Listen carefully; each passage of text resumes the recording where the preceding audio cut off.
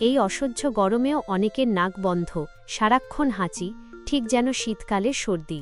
বিষয়টাকে আমরা সহজভাবে সামার কোল্ড বললেও সবসময় কিন্তু এটা সাধারণ সর্দি নয়। কখনো এটা ভাইরাসের আক্রমণ, কখনো অ্যালার্জি, আবার কখনো বা সাইনাসের যন্ত্রণা। চলুন একটু আড্ডার ছলে বুঝে নিই কেন এমনটা হয়, আর এর থেকে বাঁচার উপায় কি।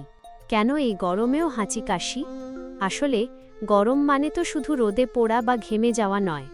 এখন আমরা প্রায়ই রোদে পুড়ে এসে হুট করে এসির একদম কনকনে ঠান্ডায় ঢুকে পড়ি। এই যে হঠাৎ তাপমাত্রার বদল, এটা আমাদের শ্বাসনালী একদম সহ্য করতে পারে না। তার ওপর বাতাসে ধুলোবালি আর দূষণ তো আছেই, যা আমাদের অ্যালার্জিকে উস্কে দেয়। রোগটা আসলে কি বুঝে নিন। পার্থক্য: সব সমস্যা কিন্তু এক নয়, একটু খেয়াল করলেই তফাতটা ধরতে পারবেন।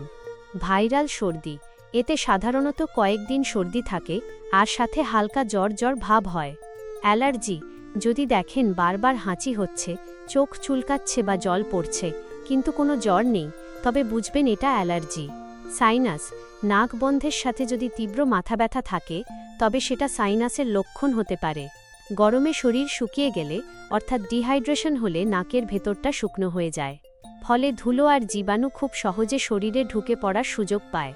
তাই জল খাওয়াটা এখানে মহৌষধ। দ্রুত সুস্থ হওয়ার ঘরোয়া টোটকা: চিকিৎসকরা কিছু সহজ নিয়ম মানতে বলছেন, যা আমাদের সুস্থ হতে সাহায্য করবে। ১. প্রতিরোধে কি করবেন?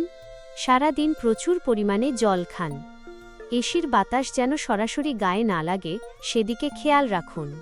মাঝে মধ্যেই এসি বা কুলারের ফিল্টার পরিষ্কার করুন, কারণ ওখানেই ধুলো জমে থাকে। বাইরে বেরোলে ধুলোবালি থেকে বাঁচতে মাস্ক পরার অভ্যাস করুন। ২. কি করবেন না? মুড়ি মুরগির মতো অ্যান্টিবায়োটিক খাবেন না।